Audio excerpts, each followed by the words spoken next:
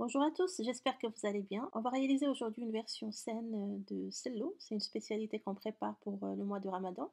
Ça sera une version sans farine, sans beurre ou matière grasse ajoutée et sans sucre. On va commencer par préparer tous les ingrédients. Ça, on peut le faire à l'avance. On va faire griller les flocons d'avoine au four à 200 degrés jusqu'à ce qu'ils aient une couleur légèrement dorée. On les met au four, on les remue de temps à autre.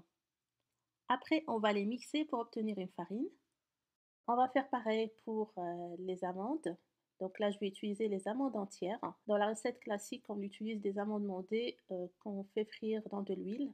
Là, on va garder les amandes entières. On va les faire passer au four pour les faire griller et ressortir un peu leur goût. Les graines de sésame également, on va les torréfier au four pour quelques minutes. Et on va mixer tout ça jusqu'à ce qu'on obtienne une sorte de pâte. Il faut bien mixer pour ressortir le maximum de gras que contient les amandes et les graines de sésame.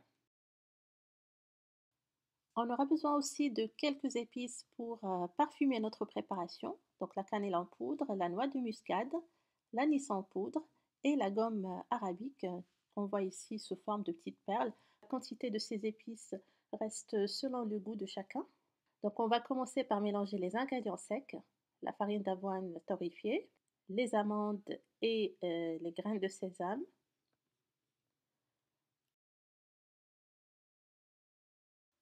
On ajoute la cannelle avec la noix de muscade, l'anis en poudre et la gomme arabique. Là, vous la voyez en poudre, je l'ai écrasée avec un pincé de sucre pour obtenir une poudre. On ajoute un petit peu parce qu'à grande quantité, ça peut donner un goût amer. On mélange bien tous ces éléments, soit en utilisant la feuille du robot ou à la main. Il s'agit de bien travailler le mélange pour que la farine s'imprègne bien du gras des amandes et des sésames. Et on remarque déjà que le mélange est moins sec, sans rajouter aucun élément liquide comme l'huile, beurre fondu ou miel. Là, je n'ai vraiment pas besoin de rajouter de l'huile. Si vous trouvez que votre mélange est un peu sec, ça dépendra de la qualité des amandes et des sésames. Vous pouvez ajouter quelques cuillères d'huile, soit huile d'olive, huile de sésame ou avocat, pour rester dans des matières grasses relativement saines. Pour sucrer notre sello, on va opter pour le miel d'acacia ou des fleurs.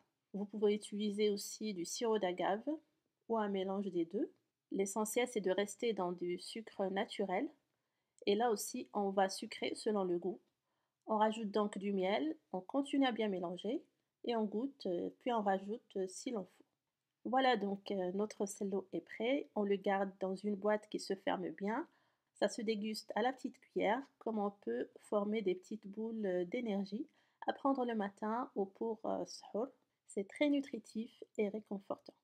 Il me reste qu'à vous remercier d'avoir visionné cette vidéo. Portez-vous bien et à la prochaine.